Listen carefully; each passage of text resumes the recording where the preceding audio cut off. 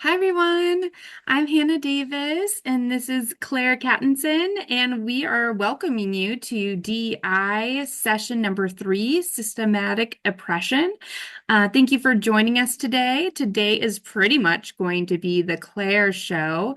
So after I introduce myself, I will let them introduce themselves and then we will move into the slideshow. I say let as if I'm the leader here. Versus our You are. co-partnership that we have. So we are excited for you to be here today. I have my master's and my bachelor's in psychology. I'm really passionate about DEI and social services. And so we've really created this hybrid training that helps CASA volunteers, know how to implement DEI in the field with their children. So I'll hand it over to Claire. Hi, everyone. Lovely seeing you here through this virtual forum that we have. Yeah, a little bit of background. So, I have a degree in critical race and ethnic studies, as well as sustainability and education. Truly a trifecta in life, both learning about systemic oppression and also providing hope of what the heck do we do with that and existing in this world. And our nation as it is right now. So, this is truly a lovely time to be able to come on here and chat with you all. And hopefully, this is like interactive because this topic is not light by any means. There shouldn't be any triggering content within this, but we'll kind of get into, comfort zones, all of that jazz in a quick sec. But yeah, thank you for being here. And without further ado, let us dive into land acknowledgements. So we're going to take some time. If this is a repeat from other trainings, please stay engaged in this part. It's very important. I'm going to be going over the Medford land acknowledgements that we have, but on the off chance that, let's say, you are traveling or you do not live in Medford, we want to just take some time right now to be able to kind of look at this website that's linked here in blue, to be able to find geographically which tribes are indigenous stewards to the land that you're on right now. This is important, first of all, because, we are occupying space and land, unless you yourself are indigenous, and then, whatever you want to use this time for, please do that. But yeah, we're just wanting to, um, especially within this training, understand that and take time to really like sit with the fact that we are on stolen land, whether we have the luxury of owning a home or property, that is not rightfully ours if we are not indigenous. Um, and sorry, I'm just going through the bullet points and seeing which ones. Oh, yes. A little thing in case this is one of the first times that you're interacting with land acknowledgements right now is that there can be multiple tribes who did steward the land before, a variety of reasons why. Very much urge you to go and look that up, as well as the land back movement. And if this is, and while you're looking things up, being able to do some history, find out some history on what the tribe is actually like going through and doing right now. Seeking information, we really encourage folks to donate, engage with the community, learn, talk about it with other people. And all of that jazz. So I am just going to switch my little screen right now. And so for Medford specifically, we are on two different tribal lands, and that is the Cow Creek, there we go, Band of Umpqua Tribe of Indians and the Coquille Indian Tribe. So there's going to be two different land acknowledgements I'm going to be reading. Please do not skip this or tune it out. Really feel these words and try and get a sense of what they're saying. And oh my gosh, my thing just went into the smallest font imaginable, but we move. So let's try this out because my computer is absolutely going through time in life. Okay. So, we want to respectfully acknowledge the Cow Creek Band of Umpqua Tribe of Indians who have stewarded these lands since time immemorial. We want to further acknowledge that the tribe's deep cultural and spiritual connection to these lands, in addition to its entire interest in ancestral areas, which include over 6 million acres located within the Rogue and Umpqua River watersheds.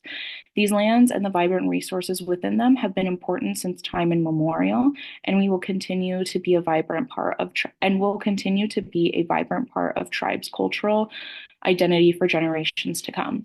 We recognize the pre-existing and continued sovereignty of the tribe and thank them for continuing to share their Indigenous knowledge and perspective on how I/we might work together to manage and care for these shared resources sustainably with mutually beneficial outcomes. We commit to engaging in a respectful, meaningful, and successful partnership as I/we explore share stewardship of these lands. So the next one is a bit more of a generalized one that was submitted from the tribe to the state. So there's also going to be recognitions to some other tribes as well, just to not cause confusion. But land acknowledgements are for tribes to do what they want and what they want people to say. So this is the Coquille Indian tribes one. Let me get this to the side. There we go. Okay, so this one is Indigenous tribes and bands have been with the land that we inhabit today throughout Oregon and the Northwest since time immemorial and continue to be a vibrant part of Oregon today. We would like to express our respect to the first peoples of this land, the 9 federally recognized tribes of Oregon, Burns Paiute Tribe, Confederated Tribes of Coos, Lower Umpqua, and Siuslaw Indians, Indians, Confederated Tribes of Grand Ronde, Confederated Tribes of Siletz Indians, Confederated Tribes of the Umatilla Indian Reservation, Confederated Tribes of the Warm Springs Reservation, Coquille Indian Tribe, Cow Creek Band of the Umpqua Tribe of Indians, and the Klamath Tribes. It is important that we recognize and honor the ongoing legal and spiritual relationship between the land, plants, animals, and people indigenous to this place we now call Oregon. The interconnectedness of the people, the land, and the natural environment cannot be overstated. The health of one is necessary for the health of all. We recognize the pre-existing and continued sovereignty of the 9 federally recognized tribes who have ties to this place and thank them for continuing to share their traditional ecological knowledge and perspective on how we might care for one another and the land so it can take care of us. We commit to engaging in a respectful and successful partnership as stewards of these lands. I also want to bounce back really quick. I don't think I finished my train of thought because I was bouncing around a little.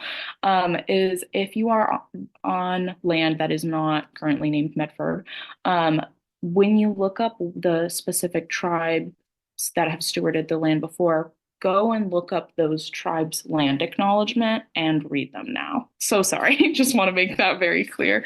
That is the intention of this time period.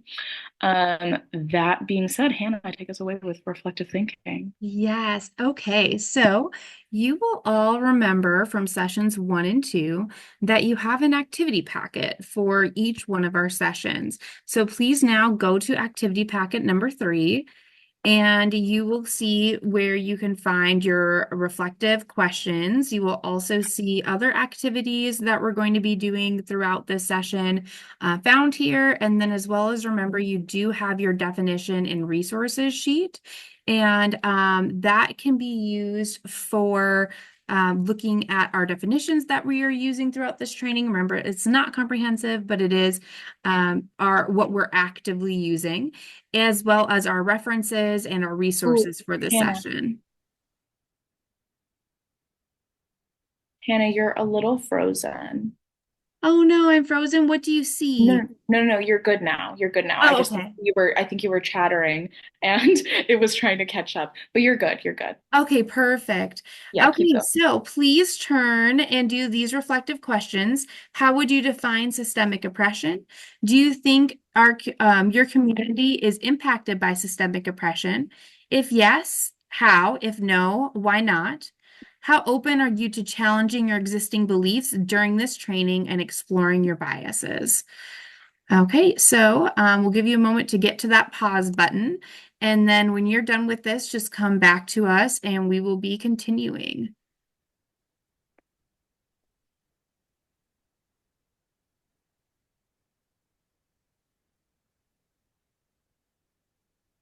Okay, so welcome back. Hope that was a good journaling time where you were able to kind of take stock of where you're at. And in a further expansion on that a bit, this is kind of one of the things that we bring up in all of our trainings is the concept of leaving our comfort zone. So today, the intention of this is, first of all, we're talking about systemic oppression, and the question might be, oh my gosh, why are we learning this? I also might be jumping ahead, but I'm going to go with this for right now.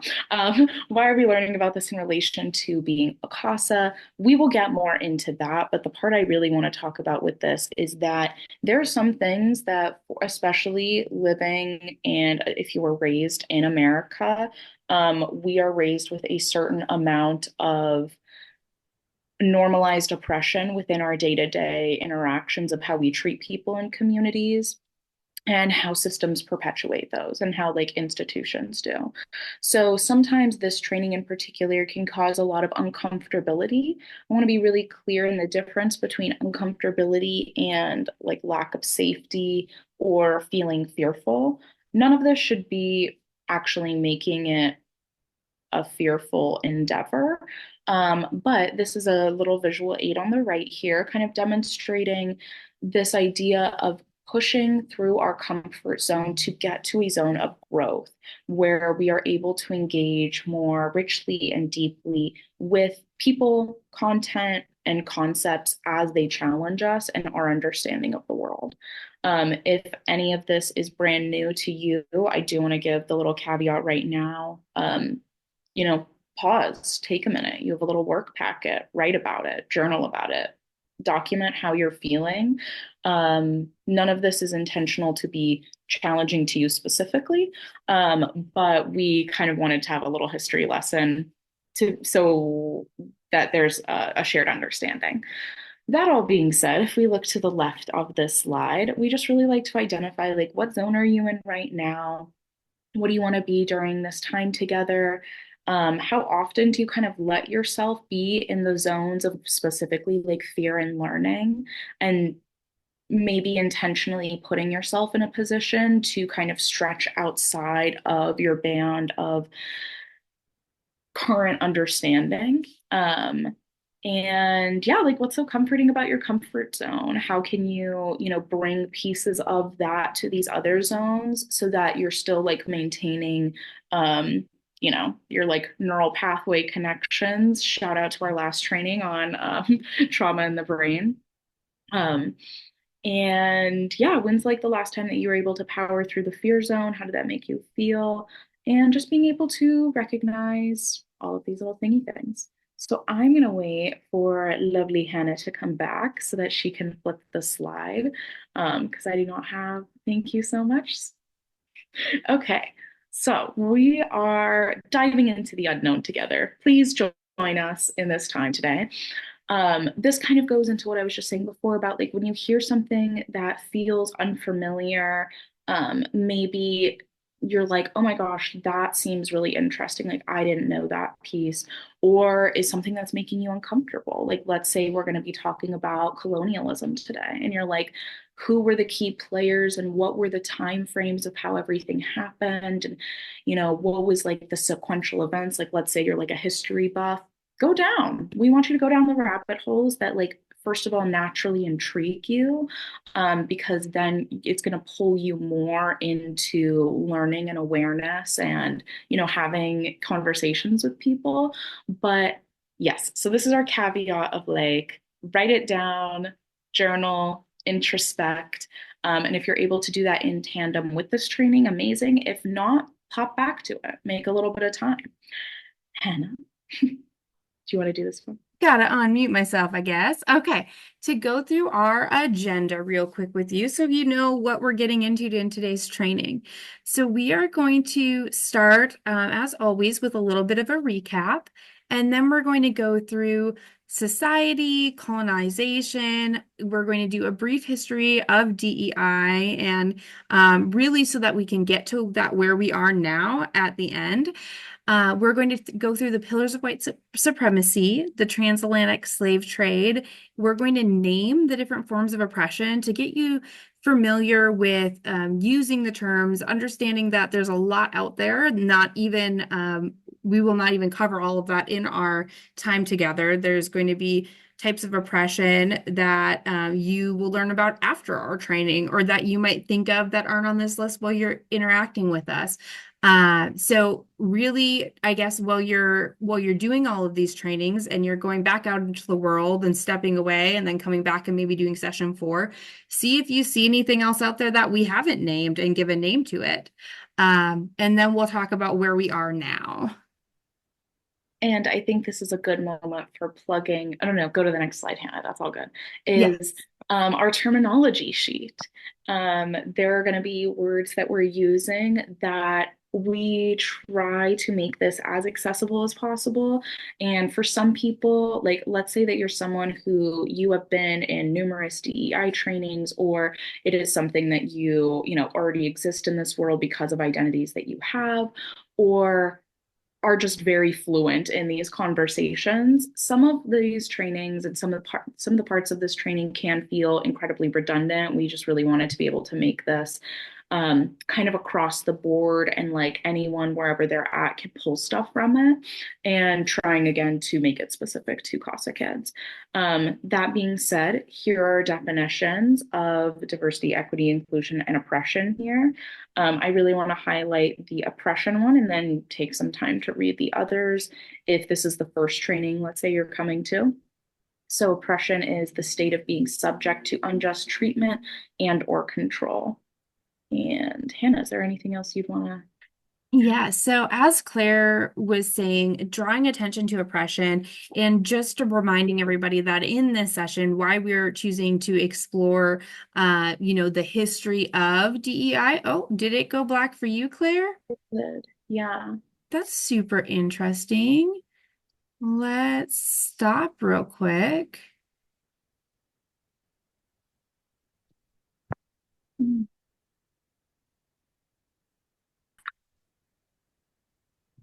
As Claire so lovingly drew our attention to, we're talking about oppression and the history of DEI today with you all to help provide context into what our families and our CASA children are experiencing so that you know and are able to have context when you are advocating for them and trying to fight against the oppression that they are experiencing.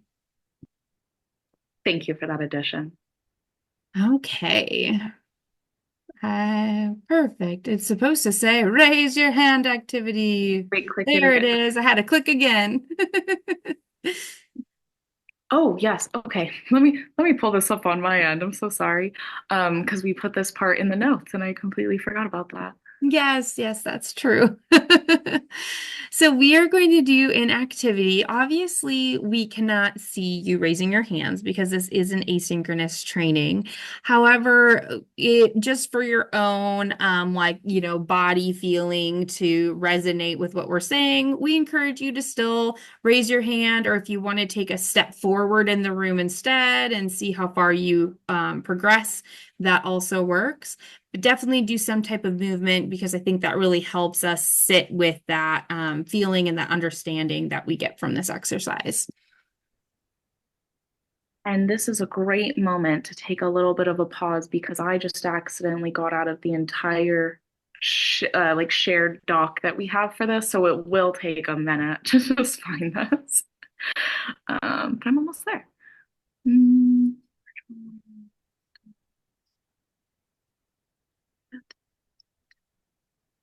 Cue some like great elevator music, or we were talking about the Jeopardy music earlier. I think that would be a really good backdrop while I scroll to this page. We do miss seeing you all in person. We liked having the fish music with the fish swimming in the background in the coral reef. It was beautiful. We had it for all of our pauses. Highly which recommend putting that on your phone while you're doing this. right, having something that's like visually engaging, or like maybe like music while you're paused, so it feels a little bit more organic. Okay, so I got it up. Thank you all. So as Hannah was saying, there is like power in raising hands. So like we just humor us essentially. Like this is a moment where we're like all humoring each other. Hannah and I will also be raising our hands for these questions if it applies. So we're gonna raise our hand if we ourselves have done this, even if it's once, even if it was when we were way tiny babies from what we can remember, or something that we currently do now. There's no judgment with this. This is just to kind of get a little test and also be a activity to shine a flashlight on, oh, that makes me feel uncomfortable. So that is the intention for this. So raise your hand if you've crossed the street or changed your original path due to an assumed behavior from someone nearby. Raise your hand if you've given advice that relies on someone's access to money.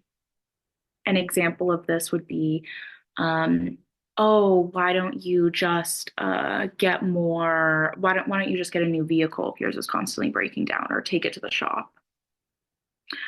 Um, Raise your hand if you've assumed someone's ethnicity based on their features.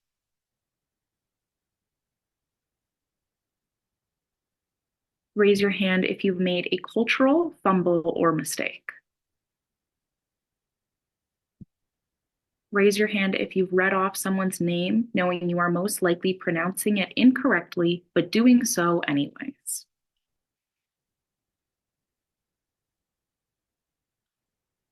And then raise your hand if you've given something, whether that's like money or goods or food, to somebody who's experiencing houselessness and didn't strike up a conversation with them. Like, hey, how are you? What's your name? How's your day? Okay. So as you can see, that is meant to demonstrate um, where we kind of are on this and like accessing a bunch of different ideas or, forms of oppression in ways that is very normalized for us to interact with folks who are in different positions or have different identities. Anything you'd want to add, Hannah? No, I think that was beautifully said, Claire. Lovely.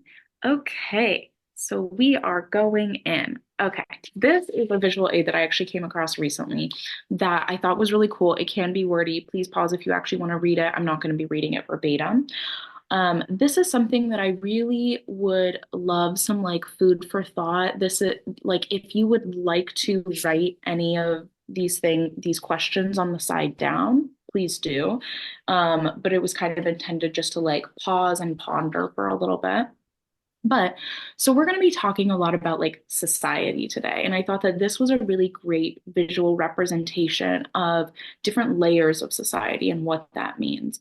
So, of course, we have, the self, the individual, the I, um, and outside of that is interpersonal. So think like our closest people when we think community. Who do we think of? You know what I mean?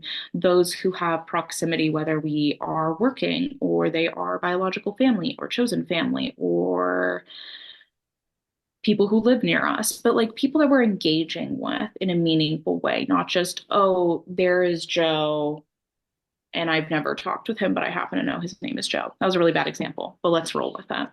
Um, and then institutional is the different institutions and kind of, how do I want to word this? Let me see if there's anything like organizations, like specific places. So when we think of CASA, we can think of it in a lot of different ways. So you all are CASAs, that's an individual.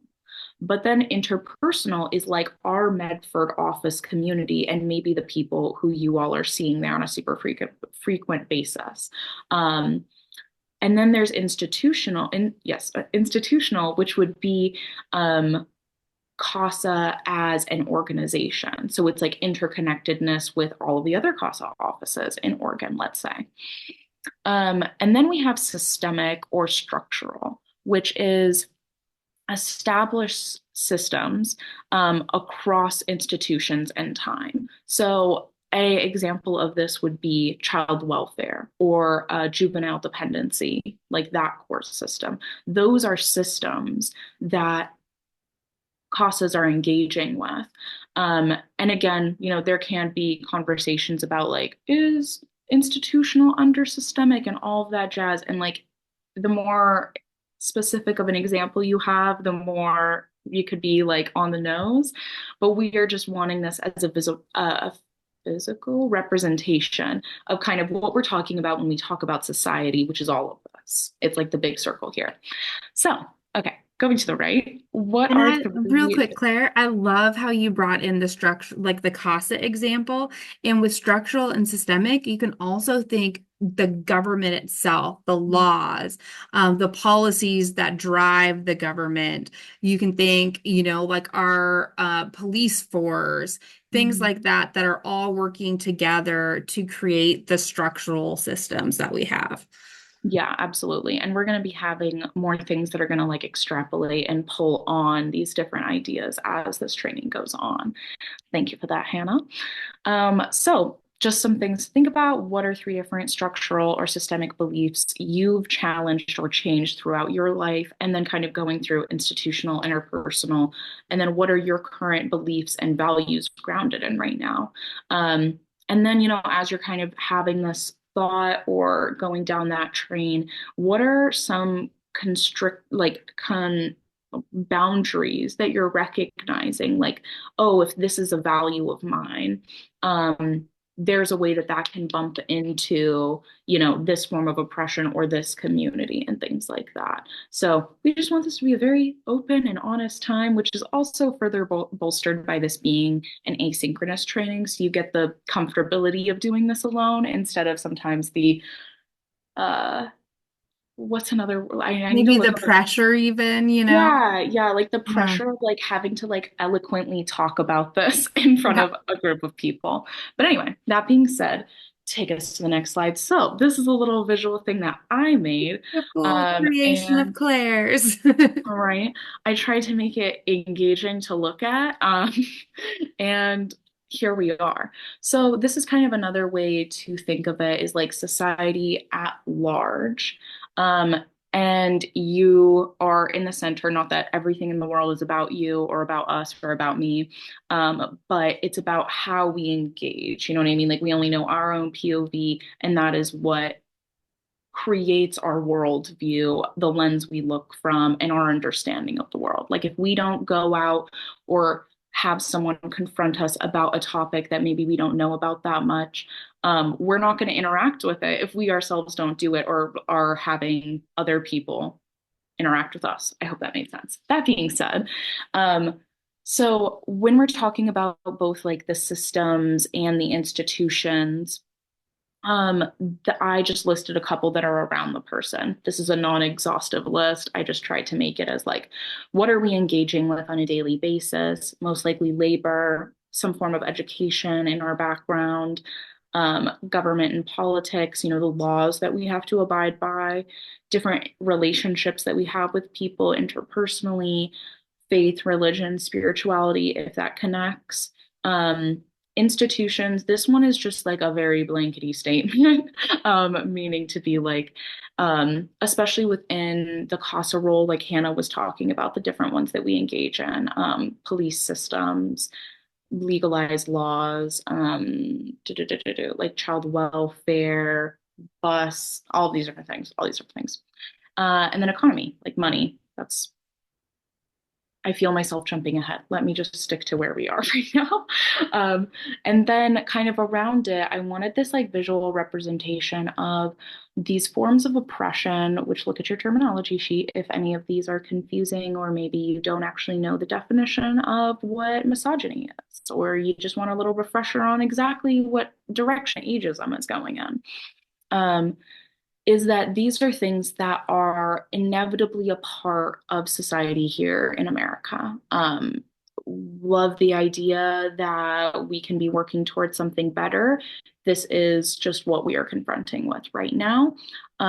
Whether it is in the people that we surround ourselves with or ourselves, there are so many implicit things that we are taught and told that whether, let's say, you grew up in a family where there were two moms, um, maybe your understanding of the world is from a more comprehensive and less gender binary perspective on everything.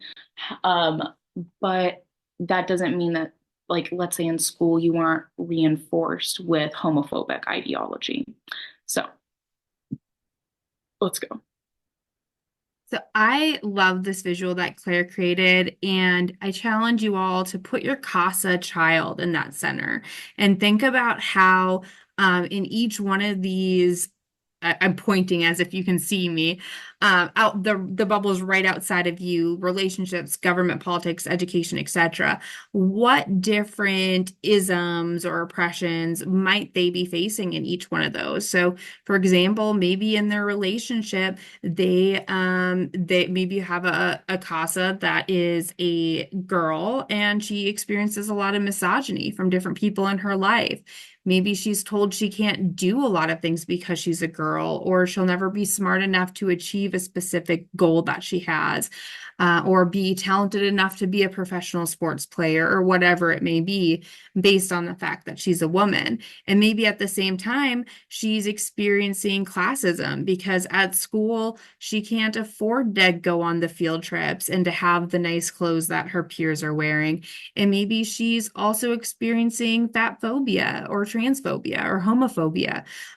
So just think about your children or even your families and how they might also be experiencing this.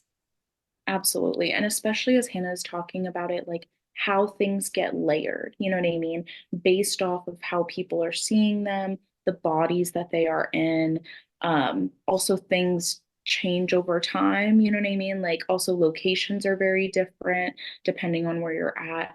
Um, so, just being very aware of the fact that, like, most likely people aren't just going through one thing if they're going through this. Like, oppression is incredibly interconnected, which is why this is called systems of oppression, is because it is this entire incredibly well curated and created bubble that we exist in. So And go. unfortunately, one person could be experiencing all of Yeah. these in each one of their different Mhm. aspects of life. Definitely. So this is one that looks really overwhelming. We are not going to be talking about the Bronze Age or the Roman Empire in this training. This is one where I really like to highlight the recorded history of humans as we know it. Okay. Um, First human ancestors that we know of as per founded in like scientific research and observation and studies was about 5 to 7 million years ago. We had stone tools about 2.5 million years ago. And, we had the whole Pangea moment and then, splitting, whatever, all that jazz. People started leaving Africa specifically around 2 million years ago. Hence why we have different genetic like variations. It's purely because of where our ancestors were within the world and them being able to develop, what's the word I'm looking for? Like to evolve so that they are best suited for that physical landscape, which is so cool when we think of it from that perspective. Personally, I think it's very cool. Anyway, um, humans have existed long before these societal categories that we're talking about and these barriers that have been created. So when we look to the right of this, we can see, colonization began way farther. Like there was an entire chunk of human history, the predominant chunk of it, that existed pre that, before the transatlantic slave trade or the US Revolution or present day at the very end in that sliver. And this is really to represent that we have not always been guided by these. We have not had these norms for the entire time that we have been rocking around on this planet and having Homo sapiens here. This is something that is more current and we can exist without. Um, do. Yeah, I think that's good. We want to go to the next slide. Okay, so lots of words here. I'm going to try and not just like read off of this, but instead talk about it as I don't know, just like also adding little things here and there. Okay, so something to be aware of is so right now we are on land that is actually named Turtle Island. So that is the entirety of North America. It's not just, the US, um, because that is a boundary and a map that someone came up with. And it was people who were colonizers who came up with these different maps to identify what is theirs and what is someone else's or one of their buddies or whatever. And that has changed, and maps change all of the time.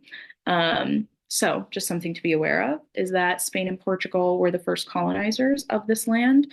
Um, Within our recognition to the land acknowledgements of here, that is by no means saying that that is when first people ever touched down here. We're not necessarily getting into that. However, based on whichever land you're on, please look into it, is when those tribes actually have different recordings of when they started stewarding that area. Very cool. Very, very long time ago. Pre all of this shit, to be frank. So as we understand, like modern colonialism began in about 1500. I don't, what is it? What do people say? 1500? Is that it? Anyway, so sorry. After discovering the continent of Africa and North America. So that's being specifically these two countries here, rolling up with a boat and being like, oh my gosh, this isn't on our maps. We didn't know that the world extended this far, and we came across an entire continent. And then, oh my gosh, there's another one over here. Um, so expeditions on understanding the world and then kind of being more scientific very quickly turned into thievery and genocide. And we want to be really specific about that a place was not thought to have existed before it was documented by a white man. So even though, there's the whole flat earth idea, they just, people were trying to come up with some understanding of like what earth is and where we are and where they are in relation to people. So we're also just talking about a wildly different time, not even just like pre-internet, but like pre-understanding that like what my eye sees is not the limit and the constraint of everything that's here. Um, so within colonization, the main goals was acquisition through land to expand territories and material resources, having more stuff that you can trade and make money off of and further your own endeavors or yeah, let's end there. Um, so a lot of the things that were included in this was taking people and communities' generosity as the way of manipulating situations in order to benefit them and their initiatives. Um, Oh yes, at this point here. So a current day example of this that like still goes on to this day, not ending, is that there are so many treaties that are with like let's say the U.S. government or specific state with a specific indigenous tribe, and they are being written, agreed upon, and broken all of the time. And there are things that are contended with, like ICWA a couple of years ago. Was up for completely getting liquidated, like dissolved, because of a single case. There are ways that, like, the protections that are there or the agreements that are there are still not being respected. And the goal is for there to not be that autonomy and that recognition. Another huge part of this is not just trying to get land and things, it is also about the process of othering. So, in our prior training, Hannah talked a lot about the ways that, like, we as humans were created to identify community, and then other. And the idea is about safety most of the time. You know what I mean? Like, let's say, and Hannah uses like the tiger or bobcat example, where it's like if you are someone who's strolling along a little path and you come across a bobcat, we have automatic receptors and neural pathways in our brain to the rest of our body to identify that that is threat, that is fear, we need to leave and try and get ourselves out of a situation. It activates fight, flight, freeze. In depending on where you are on that, freeze would be very inconvenient in that specific moment. Um, but being said, is the active and intentional othering and dehumanization that people who are indigenous to honestly whichever land colonizers were had their eyes on at a particular time going through, it was such a strategic, like I can't even emphasize enough how strategic their like creation and understanding of um what's the word I'm looking for? Like self and good and respectable and respectful was really solidified during this time period. Like so many things that we see today, like professionalism, comes from these roots of um, wildness and othering and savagery. And I really encourage you all to be very careful about using those terms. And I'm only using them in this context for the reason to highlight like what were the words that were being used against people. So there was a million. Oh, Claire, you so an example of this, would that be like the fairs that they used to have where they would put humans in the cages as if they were at a zoo and they would other them so that you would see them as animal instead of as human beings, which then allowed you to like perpetrate all sorts of things onto them because they're no longer you. Right. That's a really good example of also the way that that was casually brought, like back to different countries. Like people were taken, or maybe they made an agreement on getting a certain amount of money or being able to, kind of do what they want at a certain point. Most of those were never respected or never upheld, but it was brought into average people's context to engage in. And it was a thing they would spend money on, and it was a thing that they would come and talk about with people. And very rarely was it that is horrendous that that was happening. It was like, what a spectacle.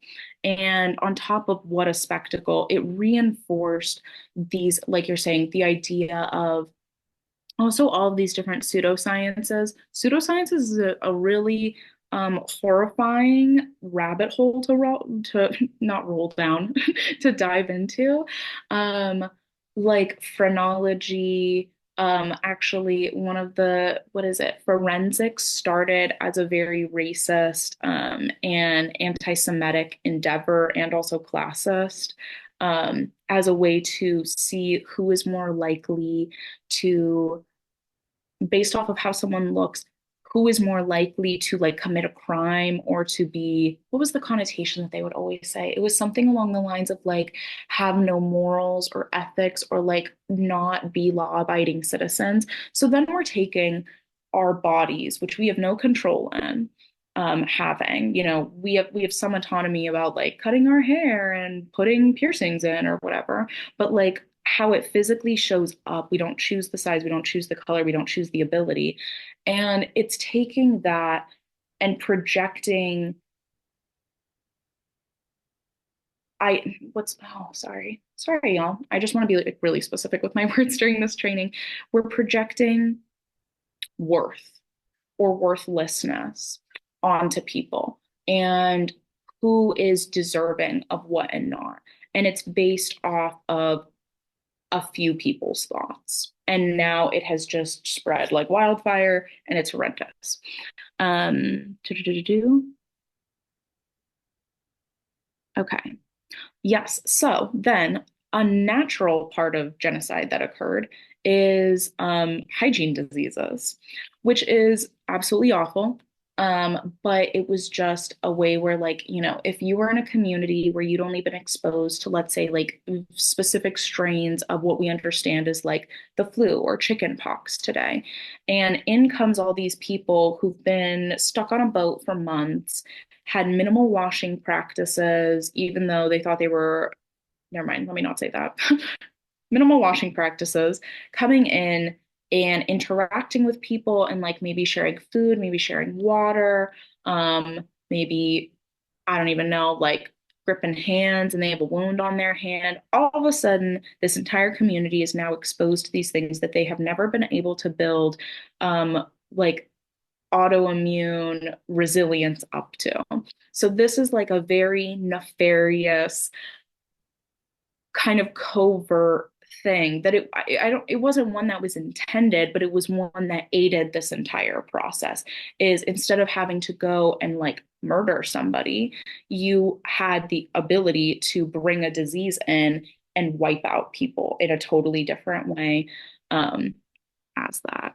And then it was also traded too, like recognizing that like maybe a specific community had a variant of something that original colonizers didn't have, um, and they died from it. I don't think that's the worst thing to by any means. That's just my POV on that. Um, and yeah, so this was really around it. Like there was wealth, there was um oh, maybe wait, Hannah, would you mind just clicking to the next slide? I want to see if it's on the next one or if I should say it in this. Okay, yeah, go back. So I kind of miss one of the parts that I usually talk about with this is like colonization. It's not that things had never been bad or people hadn't othered people before or stolen stuff or coerced and manipulated or even made like agreements with people, maybe usually over marriage to try and access like a different land's resources in the variety of ways that that is. Colonization, as we're talking about it in this time period specifically, and since then, was just impactful in a completely different way. It was really a different level of devastation. The analogy that I think is really helpful with this is World War II. We had a world war before it, but there is a way that specifically the genocide that was being committed, the concentration camps, atomic bombs, that added a completely different layer to what we understood as global threat. This colonization in specific like particulars, it was the scale that it was on, it was the planning that it was on. There are ways that like the desire and connecting the desire for vast wealth, and prestige to how to get that, how to mine it, from people and land was connected in a way that like hadn't been done to this degree before.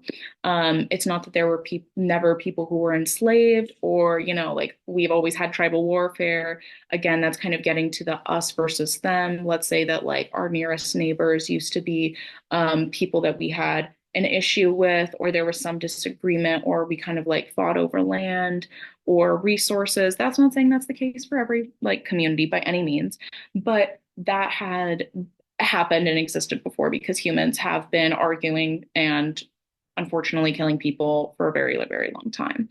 Um, oh, wait, Hannah, is it on the notes on that sheet? There's like this one really interesting fact that I also like to bring up here. Um, hold on one second. And while you're finding that, I think I'll just add a little bit too. I think that what you just said, Claire, is just such a good point because, we've seen you can go all the way back to, like how did the pyramids get made? Was that slavery? Most likely. There was still misogyny happening, way back in the time of Athens when women weren't allowed to even go to the Olympics because they weren't, they were seen as lesser than men, and that wasn't something that they could attend. And so it's not that you didn't see this hate and this oppression It's that it was brought into such a big scale where it was all about, the progress at all costs, the manifest destiny, the expansion, the things that Claire is talking about, and just like the global scale of it that is just still obviously impacting the world everywhere today. Yeah, absolutely. The way that it took these concepts, ran with it, and spread it everywhere. Like the biggest misinformation campaign of forever. The only other part that I think I would want to add here is taking a moment to talk about this matrix of power that supports imperialist, look it up on the term sheet, domination, which is and how that extended through countries by the power and influence they've had over different locations. So let's say, as an example, um, we're talking about the Democratic Republic of the Congo. So right now, there are a lot of eyes, which is really, really good to be able to recognize that one of the main forms of technology. So let me reword it. One of the key components in technology that we're using, like I'm using a laptop right now, and one of the main things in it is cobalt. And cobalt is what is mined primarily in the Democratic Republic of the Congo. However, the people who are mining it are living in absolutely egregious, like inhumane conditions. Children are mining it. They are being paid absolutely nothing. There's no protective gear, and it is a absolutely atrocious situation. So the way that I am being able to communicate this with you all and do this training hinged on the fact that some most likely child had to mine a piece of this, and that is just a single component of this luxury and privilege that a computer is that I had to work and get money in order to buy this laptop, and how many other people and situations had to occur in order to bring that to me. And are we not thinking of that? And are we interacting very tangibly with the world around us? Because things do not just appear. And living in the United States, there are so many things that we are not taught to question or consider or unpack, because if we were to do so, it would have us directly recognize the fact that we are receiving things at a disproportionate rate, and it is usually extracting something from someone else in some other land. So Yeah, that is a little quick absolutely. note on capitalism, there we go, and industrialization is at what cost are we doing things? At what cost are we having progress? Why do we need to be expanding? Why is it so important for us to be as modern as we physically can and have AI at the cutting edge when that's still not being understood? But maybe we can use it for, like, I just read that you can actually, there's like a form, like there's AI that's able to tell like cancer cells as they're initially first starting out, like questioning why are we not gearing it to these very useful systems and things like that. But do you need to say something, Hannah? Oh, I was just asking my son to stop making a loud noise. But I do love everything that you're saying. And I think that it's so important because, like you're saying, why don't we have access or why don't we have the knowledge of what's happening in our world, who's being exploited and, abused and monopolized to be able to have the resources we have today. And the truth is, a lot of people don't want us to know that because that would jeopardize their ability to make money. I am going to move you to the next slide and then go help my 5-year-old with something while you're talking. Amazing. Thank you. Okay. So this can feel, we wanted to be really specific about like, a lot of these slides are going to seem a little bit random in order, but we really wanted them to pull on specific things to kind of give this image. So the last slide being specifically about colonization as we understand it, what are the things that are kind of left over that we're seeing? We want to really ground it in, like, yes, we're doing a little bit of a history lesson, but how the heck is this impactful to right now? Because it's one thing to state it and be like, history is important. It is important. We should know it so that we understand the science to not repeat it, and also ways to get out of stuff and to avoid things or just end it right there. So these are 14 pillars of white supremacy. Um, Resource is down at the bottom here. Really, really amazing. There are, these are ways that the ideology of self and whiteness being above everything else and pushing for progress by any means necessary have really calcified over time. And these are the things, these are like the tangible steps almost that are reinforced to us when we think about like what we were taught in maybe families, maybe school, maybe different jobs. It is most of these ideas, you know. So I really encourage you to pause, take a look at this, maybe like jot down which ones that you struggle with or you see um, you've maybe had even the most growth in, or ones that were really reinforced by your family of origin. And it is just a very intriguing like thought space to be in is with these, because on the surface we think progress is bigger and more. Progress is progress. It's great. Change is great. At the same time, that is underlining, hi James, that is underlining that nothing is ever viewed as enough. And what is limit and what is constraint and discernment in we are extracting too much from these people, from workers, from this mine. Understanding limits is huge because then we're talking about concerns of safety. You know what I mean? So, the idea of these pillars of white supremacy is really about what standards are we being held to, and what happens, and what situations have you been in that maybe you haven't been adhering to one of these and you've gotten written up, you've gone on, you know, a warning at a job, you've had a really difficult relationship that let's say their sense of urgency wasn't yours. And um, was this the part on the,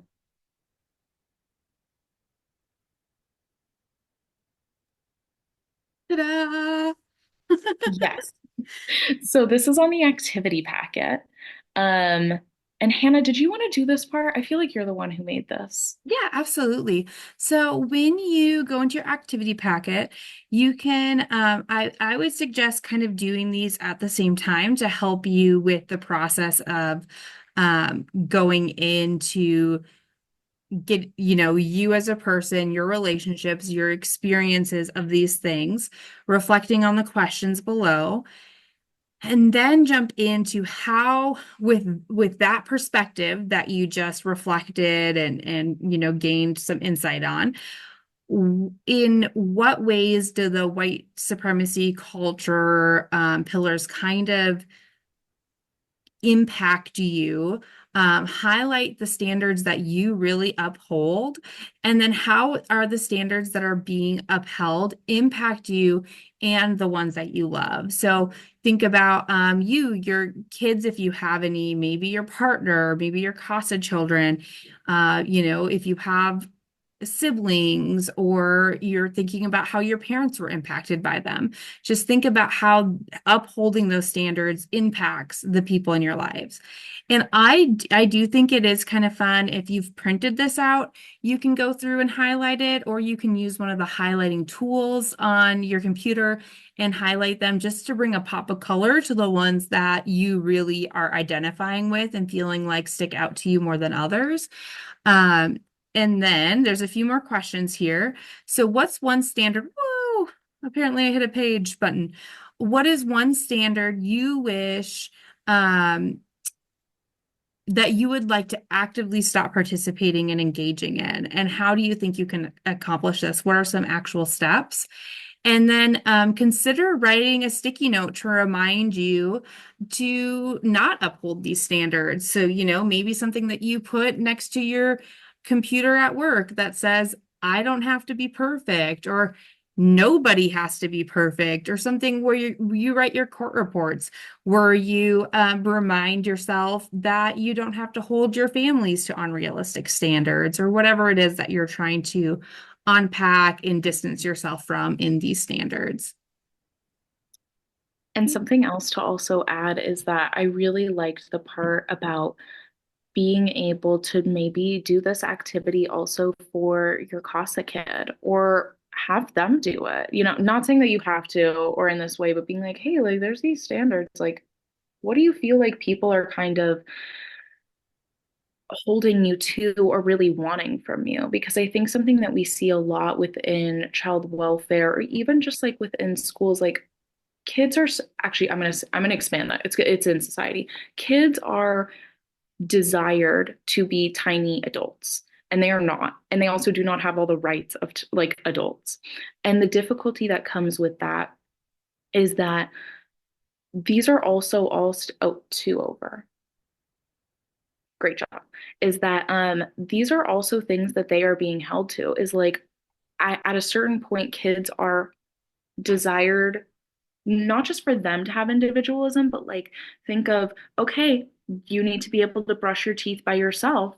You know what I mean? But maybe it's not the worst thing if a kid wants to brush their teeth with someone that they're living with or having like their stuffed animal with them, having a sense of urgency. We're not talking about in emergency situations or things like that, but just also being able to, reflect on maybe some things that you've heard people within a case talk about your specific CASA kid about and the way that they want them to follow rules all the time. But then it's like, are we understanding that this kid ever been exposed to rules in this way? Is this completely new to them? Or have rules been incredibly punitive before and they are anxious ridden by the concept of it? So anyway, not just that this training is for you all, but there are also ways to apply it to go deeper into what is your kid actually struggling with right now? What is the family struggling with? What are people underlining about their behavior that isn't giving them the credit that they deserve and also not recognizing them as like a full complex human? But I see you want to say something, Hannah, You so made me think of something. So, Claire's amazing words, as always, made me think of an example recently. Claire likes to say that I'm good at coming up with examples, but really, they just so have good. really great words, and their words trigger things in my memory. And I'm like, you know what, Claire, I could use that. So I recently had a CASA that came to me, and they were struggling because of this idea of individualism, doing things on your own, the standard that the parent was being held to. So essentially, mom needed to access services. She needed to manage all of these really intense things in her life, transportation, childcare, getting to and from therapy, mental health, all of the other things that are happening within her child welfare case. And when the CASA and mom had asked the caseworker to help mom navigate these things, she was told, no, mom needs to learn to do this on her own. This is on mom. Mom needs to do it. And I guess it's a moment to sit there and reflect why. Why does mom need to, right now at the beginning of her recovery, when she's finally starting to stabilize, learn to be 100% independent? Is anyone 100% independent? If I need help, am I calling my mom to help me watch my 5-year-old? Am I utilizing my friends and my community to help me achieve things that I need to achieve? Absolutely, I am. So instead of, holding this mom to an unrealistic standard, they really could have been a moment of how do we help uplift this mom and build a community around her that can support her? How do we tap into her natural resources? Or where do we create space for temporary service providers to come in and help her navigate this? And then once she's got a handle on it, then maybe we work on her utilizing her own skills to tap into her own family network, if she has a family network or her own community network. But anyway, so that is an example of how that idea that you just have to do it on your own, you have to be independent, you have to be an individual in this world can really harm our families and create further the impact of oppression that they're experiencing.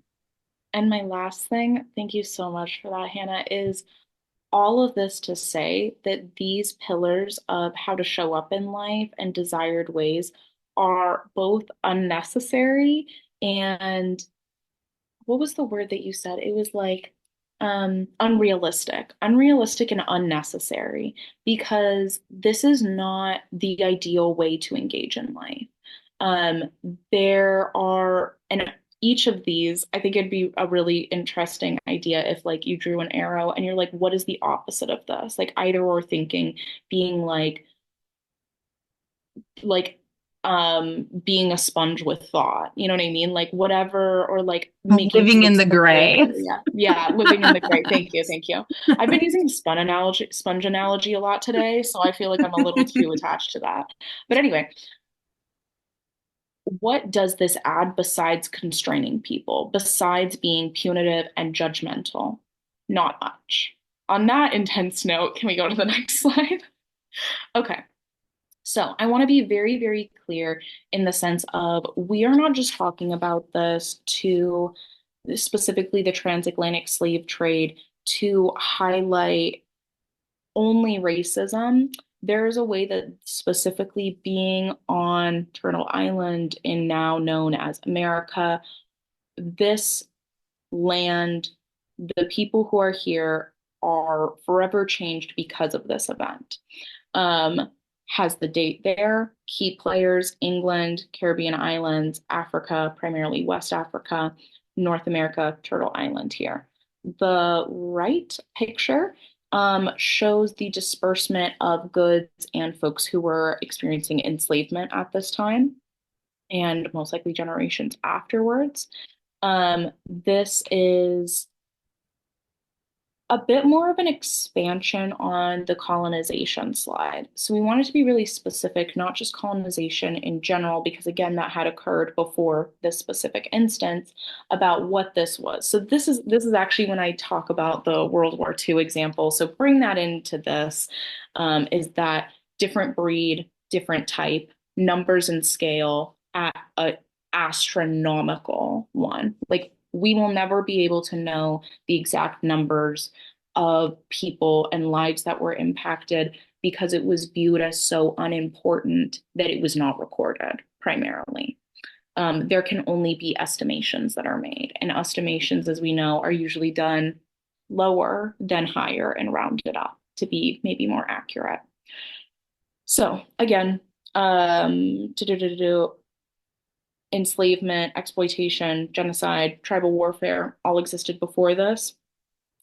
This is the one where I was actually thinking of this fact, which is in our oldest text, it wasn't long until violence was like as a harmful intention was thought of and codes of conduct were being created. And it's called the Code of Hammurabi.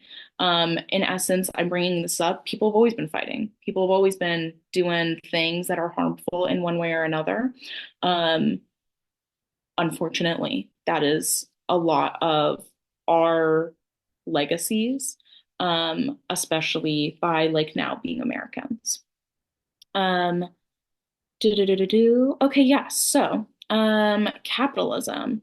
This is this specific time period, 1555 was we're starting to get out of. So, talking about capitalism, this specific time was the slow getting out of feudalism. You know what I mean?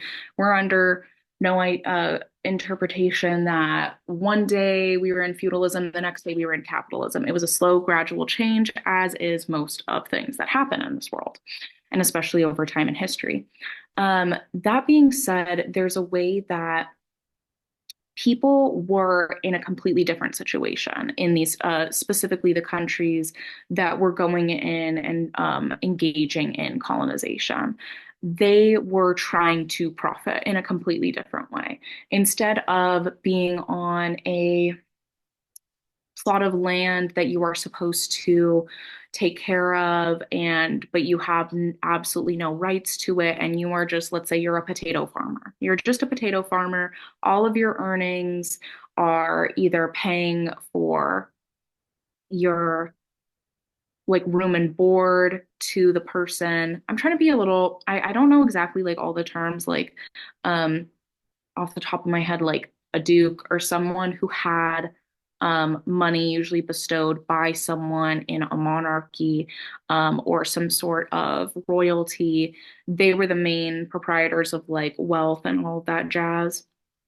Is that um, there was no trickle down. And so when you're getting out of feudalism where people are very locked into systems and there is no real way to have societal what is that social mobility, you people now were in the market to be traders, to be working on um being able to take goods from one place to another. And the issue with this specific is that we're not just trading goods, it was starting to trade people for money, and unconsensually to the max. So when we're looking at, yeah, so when we're talking about folks who experienced enslavement, it was based off of these col colonial ideas, these colonial ideology of other that allowed people to look at someone else and say, you are not a person in the exact same way that I am, and you are a tool. And the commodification off of that is that they were buying labor most of the time. Also, other things, horrendous horrendous history that we should know about. So please, if you're like, what sort of other things besides just labor, look it up. Please, it's absolutely awful, but very important to know. Those being, some of them being breeding plantations, in order to accrue a bigger workforce, which was then used to work without pay, or without like human conditions or water or food, insert anything here, in the lands that people were being exported to. Yeah, again, this kind of goes to pseudoscience, eugenics. Well, yeah, so like phrenology and other pseudosciences were later solidified into eugenics, and eugenics was a major vehicle in World War II. We're not in World War III yet. Who knows if we'll ever get there? Anyway, sorry, moving on. That was later solidified into eugenics. And so we see the way that concepts travel over time and they will be condensed, or there will be some threads of it that, unless you're kind of paying attention, it doesn't really seem connected, but it is connected in this way. And the way that specifically, like in World War II, it was not just anti-Semitism that was driving that train. Anyone who was not of, like Aryan appearance, anybody who was gay, trans, of other religious faith and spiritual beliefs, um, on the spectrum at all. So many different things were also being impacted. Not that we're trying to get into that, but it's like this is the time period when that was being solidified, when other was being solidified in order for us to see it as we see it today, and even in more recent history situations. Yeah, and how racial categorization started then. Not just like, where are you from? Or, like, what tribe are you from? Like, now it's like more nationalism. Um, and we see ethnicity and race as words that come up that prior they just had different terminologies. And so it's just the construction of all of those things. Um, yeah, so then all of this like liquid solidified down to, as we understand the United States of America, it was built off of the labor of people who were experiencing enslavement and those who were already here. So it was the extraction of folks for their work and their bodies and their labor, and coupled with the land that was stolen. And that is how we have gotten to this nation that we are in now. Um, it is a horrendous, what is the word I want to find? Like, fact that we have so many tenants that are built off of freedom and opportunity. Freedom and opportunity for who is the question that comes off right after that. And the way that this nation was curated, to be honest, it was for white men who had carte blanche to do a lot of different things. And so we're even seeing that today with the way that laws are being, constricted in a way that they hadn't been for, maybe like a decade or so. We are still very much experiencing the after effects of all of this and are by no means living in like a post-racial, a post-misogynistic, a post-colonial. I mean, I would even challenge like, do we live in a post-colonial world because it shaped the world so much and like this nation specifically so much? I don't know. Food for thought. Write it down. Journal about it a little bit. Again, all of this leading into generational trauma and continued actions and the legacy of this history that we are reckoning with. When people talk about reparations, some people are really over that conversation. But then I think the next natural question is, has there ever actually been real reparations for people who have experienced this? Not just the very few people that it's like, oh my gosh, they were given something, or they had access to this, or they were able to somehow get out of being enslaved by like their actions or maybe somebody else's. Across the board, there are so many things that are, how do I want to word this? Like, that have never been acknowledged or rectified. Um, and think about if there's things that you're like, I'm super passionate about this. How do we rectify this? Hannah, I monologued for a bit. Anything you'd add? Yeah, before we move on, just quick thoughts to share with you all because this is asynchronous and CASA may use this for, a while. And so Claire and I are recording this in September of 2024. So different things that are happening right now. We're in a pretty polarized political climate. We have an upcoming election that again is very polarized.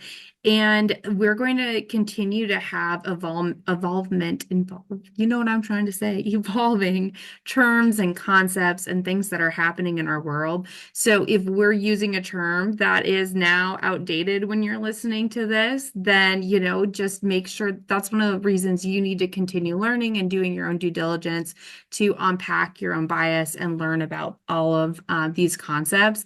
For example, when I grew up in school, there was no real movement to say enslaved. We talked about enslaved people as slaves. And now we use that word enslaved because they were not just slaves. That's not who their entire person is. This act was perpetrated onto them. They were forced to be enslaved people. So just those evolving concepts, the conversations that are going to continue happening, know that this is 2024 and yeah, keep doing your own work. True. What a great point, Hannah. If you want to go to the next one. Um, okay, so this is one that is kind of calling back to one of our earlier trainings, but we wanted to just throw as many words as we can and as many fonts as we could at you all and see how it goes. So first off, we have some really, really prevalent oppressions that are still in effect today here, and some little definitions for those. To the right, we have this really cool visual representation of like white supremacy being this umbrella that allows for and makes space for these oppressions to exist in. Like, if we didn't have the 14 pillars of white supremacy, it would not necessitate these oppressions for being ways to constrain people, to shrink them and their communities and issues down, and to like physically exerting harm to folks. Um, we want to be really clear that like there is a wide range of utilizing oppression. I don't think we've actually like necessarily talked about that. So let's take a minute for it. Is like these can be from an offhanded comment that we just kind of come across like, oh, like like girls aren't as smart as boys. You know what I mean? Not good, not fun or enjoyable to hear or receive almost an everyday like something that we hear, you know? Um Being widely different from but with the same thread and the same foundation of the way that we live in a state that sexual assault is a very, very difficult offense to hold people to and actually get any sort of justice upon, whatever justice that looks like for somebody.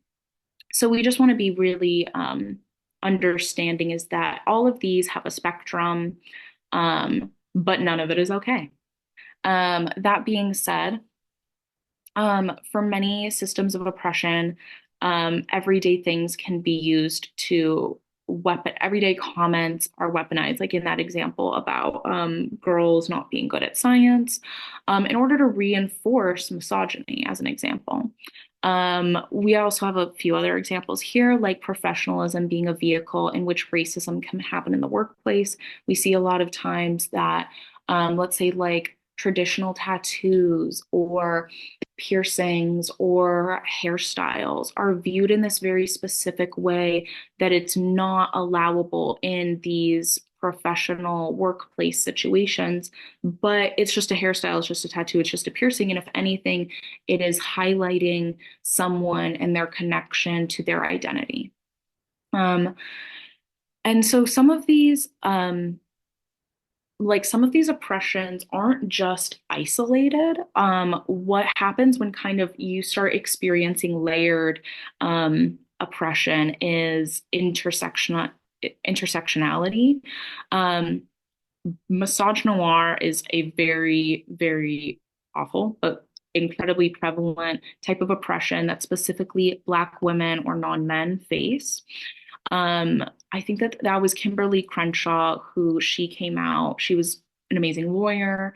In one of her statements, she ended up being able to coin the term intersectionality and really bring it to the forefront of that in this specific case. It was not just that her client, who's a Black woman, was experiencing racism and sexism in the workplace. It was not an either or because the company that her client worked at was stating that they had Black male coworkers and they had female coworkers, but she was the only one who was a Black woman in that workplace and was being treated by both of these forms of oppression. And because it's two different forms, it looks different than just how one looks. It's more specific. It is more nuanced.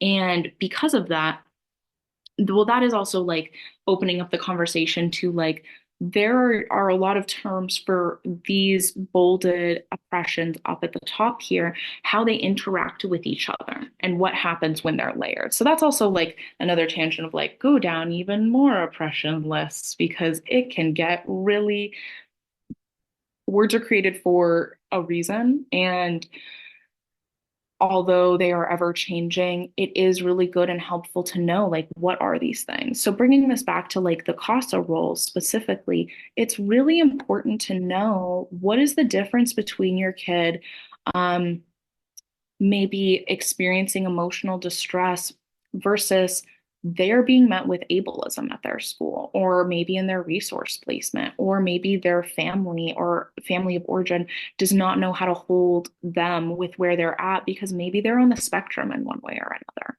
And their abilities just look completely different than maybe another child. So even though like another child really wants to go back to mom and dad, this other kid may not want to. And there are very valid reasons. And being able to name them and being able to clearly see and understand that it's not just unfairness that people are being met with. They are strict forms of punishment that people are experiencing as a result of this. Um, all oppressions are working to maintain white supremacy standards of what is normal or normativity, all of them weaponized and layered, because then it just it makes it even more specific to the person. It makes it even more of a struggle. So imagine if you're contending with five of these at once, your life is going to be disproportionately more difficult. But then we also live in America where they have the amazing phrase of pull yourself up by your bootstraps. How do you pull yourself up by your bootstraps if you're facing misogyny, fat phobia, homophobia, transphobia, and xenophobia all at the same time? The way that that limits um your ability to easily access your goals and dreams and ways that you want to be existing in your life, and your odds of livability and enjoying are disproportionately lower by the amount of oppression that you're experiencing. And then yeah, the like and another one is all of these have offshoots. So example is like texturism, which is about the texture of someone's hair, falls under racism. So we have words as a way to be able to interact even more with these topics. So I would urge you all to not get overwhelmed by them, but really start learning them and be able to like use it in a, think about like any time that we use a word, you know what I mean? Like integrate it into your vocabulary and understanding the difference between them. Like what is the difference between infantilization and ableism versus ageism? You know what I mean?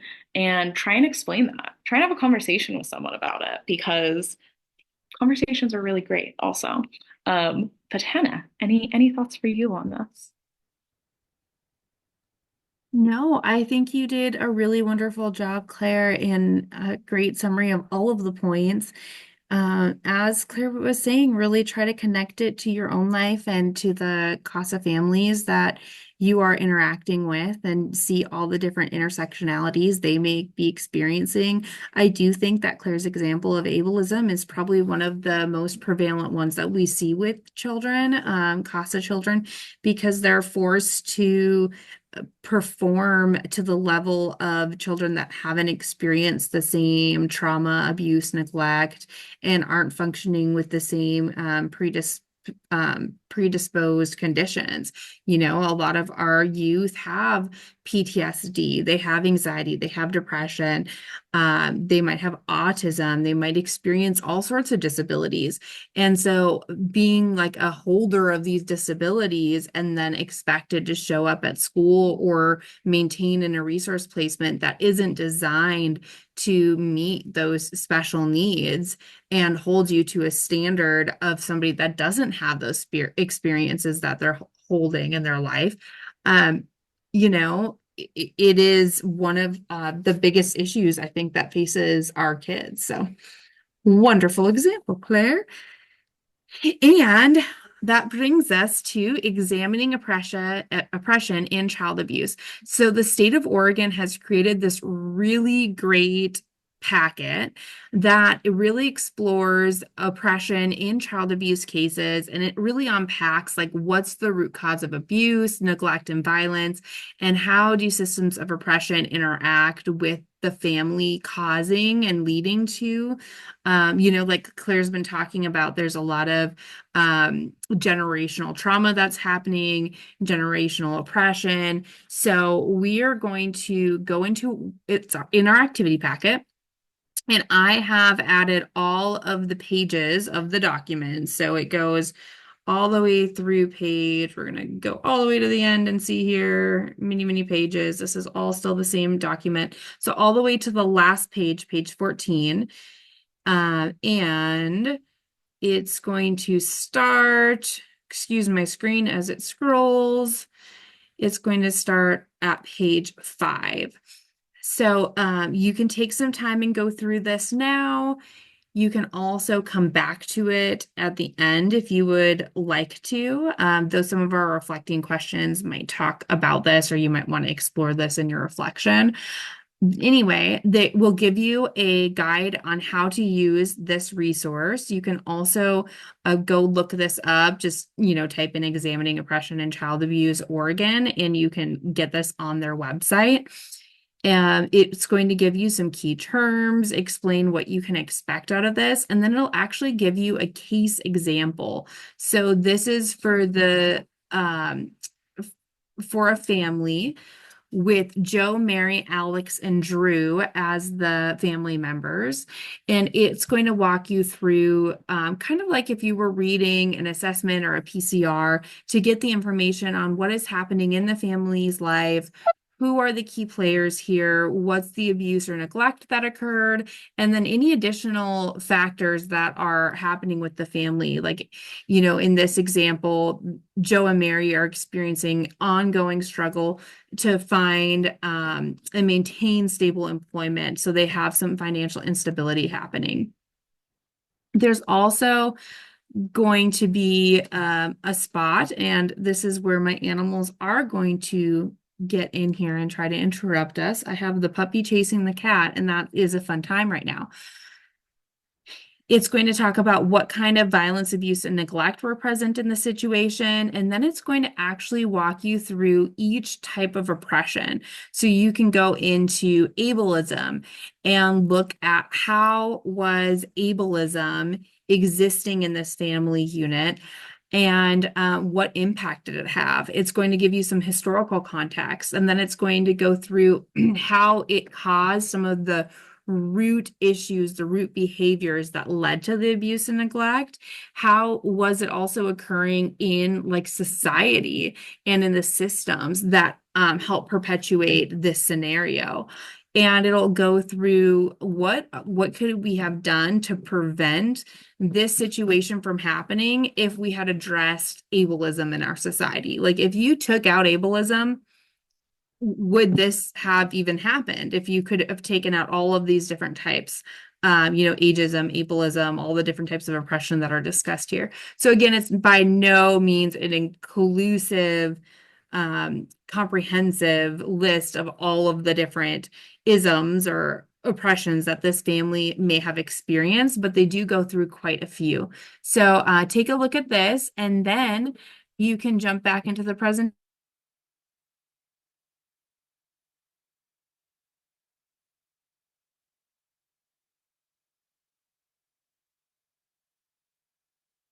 I'll get us back on page here.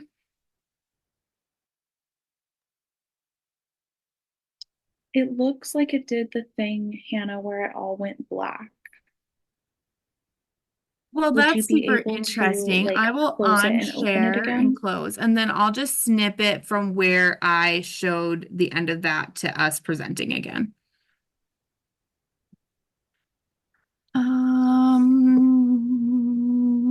So I think last time I had to stop sharing the screen. Sure. And then, are you in the background causing chaos, James? Taking your attention. Trying to get my attention. Okay, well, hold on. That was I my first impulse to say that's definitely your kid because you're in the background causing chaos too, Hannah. Hi, sweet pea. I love you. Hey, James. Hi. How are you doing? Good. Lovely. Amazing. When's your bedtime? Passed by a while. Yeah. Having a hard time staying in our bedroom. Mm-hmm. Can you see again? Yeah. Okay, so now I need to go back to the present button, which I think I'm covering. Is it still black or is it back to color? Back to color. Okay, perfect. I'm just gonna look and see. We Okay, have That me? like four more. it is not you, in fact. Why? Okay, so you're doing where we are now, and then I'm doing take a step, this, and then reflective writing. I'll do. Okay, perfect. So this is your last slide that you have to be on for. Oh, Claire. Okay, so I am going to, well, I don't have to hit record because we're just still recording. I'm going to mute myself and walk him out, and then you start whenever your heart desires. Okay.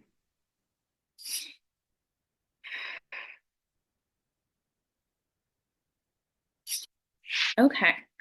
So we've talked a lot about history in this training today.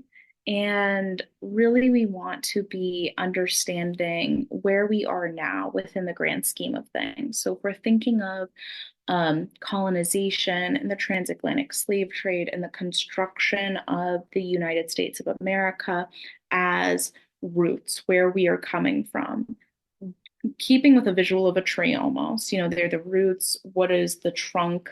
The trunk is like the values and the systems that are upholding this all. And what do we see? What are the leaves? Okay. So in action, we see negative impacts, microaggressions, and macroaggressions. Wanting to be very, very clear about that none of these are okay and they all have very adverse impacts on people.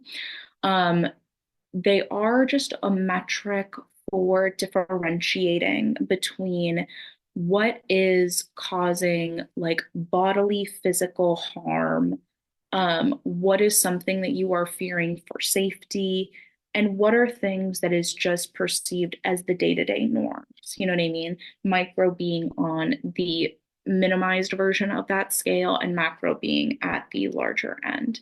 And negative impacts we really wanted to include because what is the result of these things? You know what I mean? We're talking about misogyny. Well, a result of misogyny is that young boys are not allowed to express emotions largely. How often do we hear the line of, you're a boy, don't cry, rip some dirt in it, man up, these things. The way that oppressions exist is not just impacting the community that they are targeting, but they create the boundaries in which the entire society and the entire amount of people are being held to. So when we think of misogyny, we're not necessarily thinking of men outside of the ones who are perpetrating this, or it being the most beneficial for them too. Um, but that is a real world situation that we are dealing with. And what happens when those young boys grow up? We are seeing huge numbers of young men who are making decisions to no longer have their life and to take actions that cannot be untaken. I just don't know how much I can say on this video. And there is a direct correlation between when you're not able to experience and express your emotions to the repression that has in your life and the way that built up over time, it can be unbearable. So that is like a negative impact. While a microaggression is whether that's in, oh, and also microaggressions are largely understood as unintentional. That's not the case. It is just at a different scale. It's usually the concept of like a passing comment instead of one where you are continually interacting with someone or just a quip that's thrown out. Again, not justifying it, not saying it's okay, not saying that it's more okay than a macroaggression, because none of it is. But again, it's just a metric scale that we're using for this. And I say we being the people who come up with these terms and how we understand it now. I was not a part of these conversations. I just know about them. Okay, da da da da da. All of them impact people. Yeah, all of them impact people. I think sometimes what we see a lot is, let's say that you're really close with someone of a specific community or identity that you don't have. It does not matter if you've known that person for a week or decades.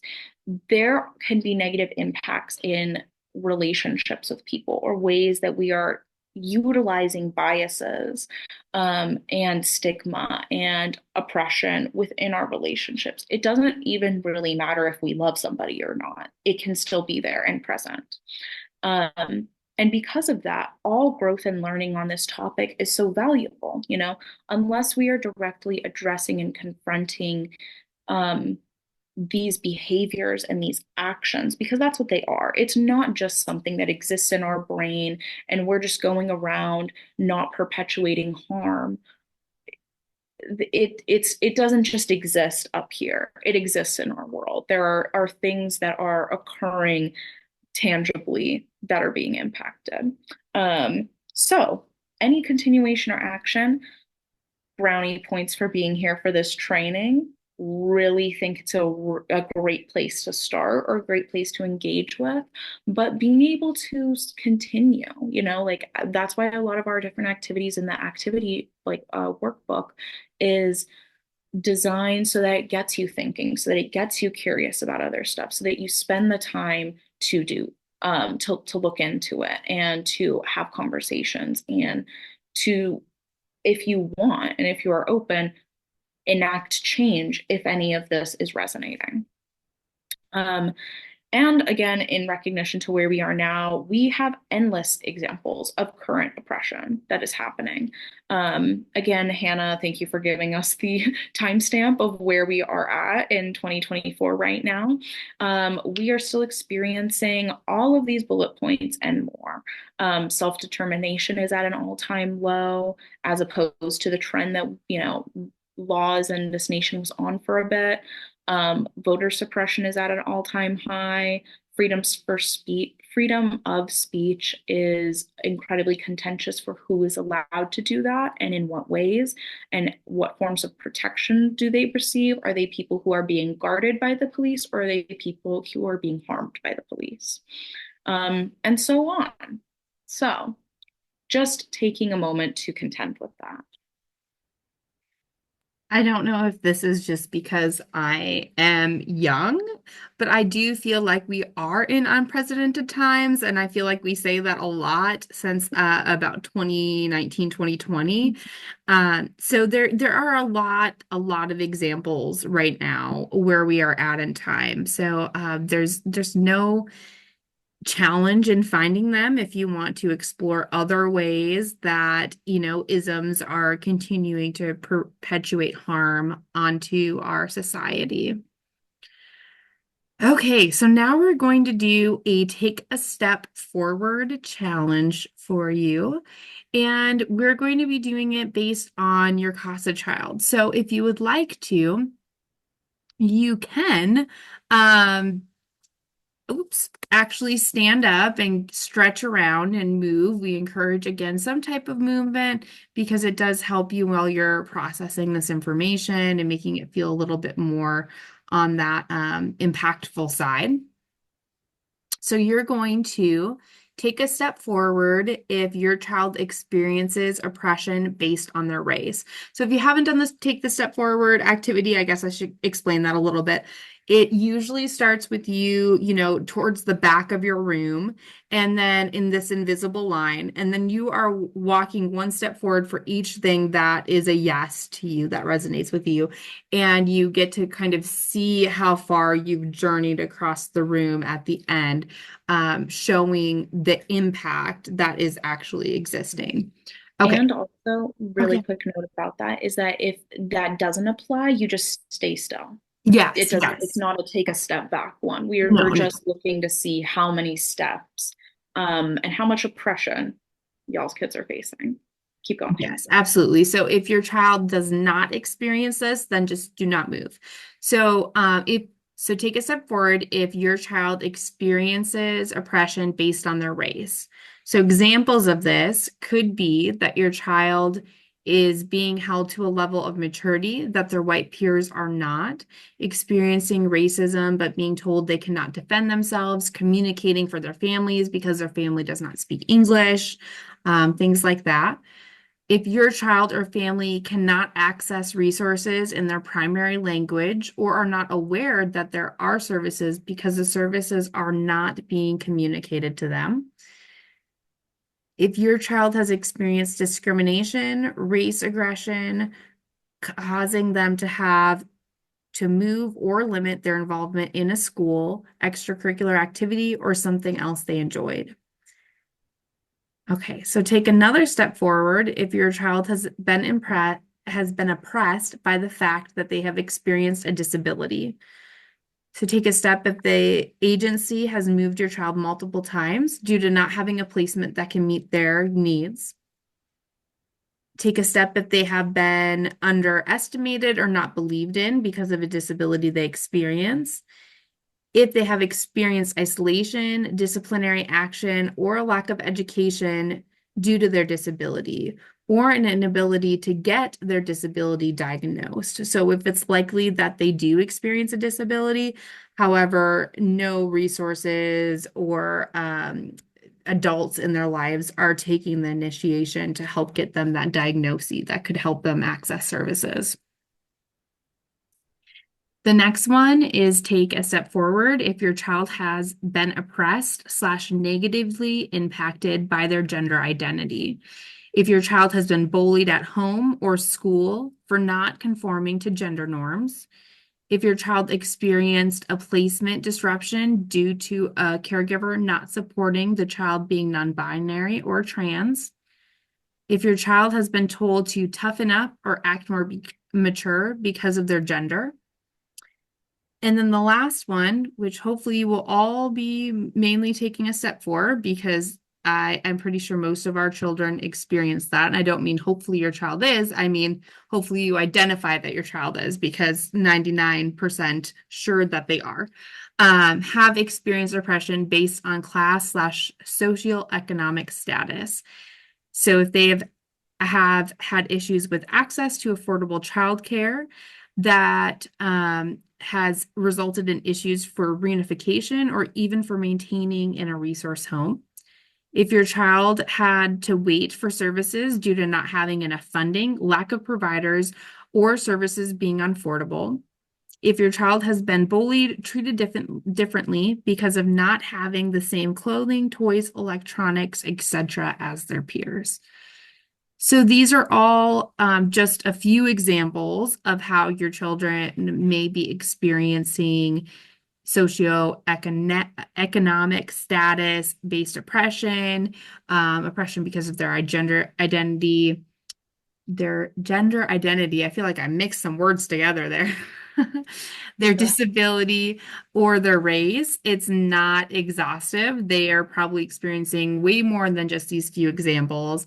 But hopefully you were able to see how your child could be impacted so you know where to advocate, where to start with your advocating. Consult your case supervisors too. Absolutely. Good plug for talking to your case supervisors. Okay, so this is a little confusing on this one because due to all the activities we had, I'm just trying to move that, but it honestly doesn't matter. It says reflective thinking, a writing exercise. Due to all the activities we had, the organization for the activity packet is a little different. So you're going to go back to that first page where reflective thinking prompts are at, and you're going to have your, I believe it says like, closing prompts or something like that. So your prompts are, what are some ways you might push back against oppression your CASA child experiences? What are the different types of oppression parents of your CASA children may face? And does this change your perspective of the barriers and circumstances our CASA families experience? If yes, how so? If no, why not? So yeah, that's the end. We did it. We made it. Thank you so Thanks much for for joining making us it. today. Thank you, Claire, for taking on so much of the bulk of this training. You are incredible, and I'll hand it over to you to say goodbye. Yes, deep appreciation for you all being here, making it to the end. As we're doing this, it might have been 2 hours that we've been recording. Um, and thank you for the space to be able to go and delve into this. One of the things that Hannah and I were talking about with the training that she is has so much knowledge about, which is trauma in the brain, is oh my gosh, my little thing fell back. Is that this asynchronous version means that we're not held to the same time constraints. Oh my gosh, I gotta pack it up here, friends. And that it's truly a privilege to be able to do this and talk with you all. In the email that's going out with this training, as per the others, there's going to be a survey at the bottom. Please feel free to engage. Tell us what you think of this. Since this is the one that I'm mainly doing, I really appreciate constructive criticism. Never saying that any of this information that I am facilitating is perfect by any means, but nonetheless, um, thank you so much for engaging and being here, and Hannah for being a fantabulous facilitator. That's all I have to say. I think I have to shut up at some point, so I'll turn it over to you. And thank you again for giving us a space to practice what we are actually communicating to you all and not holding ourselves to specific standards. You know, there's a little bit of chaos happening in the background. We're doing a lot of this outside of the workspace. So, I do have a 5-year-old at this time in 2024 and animals that come and go. So we appreciate, your grace as we present this training to you all. And we appreciate you for being here. Toodaloo. On that note, have a fabulous rest of your day. Frolic, look things up, have convos, get uncomfy, and have a good one. Bye bye.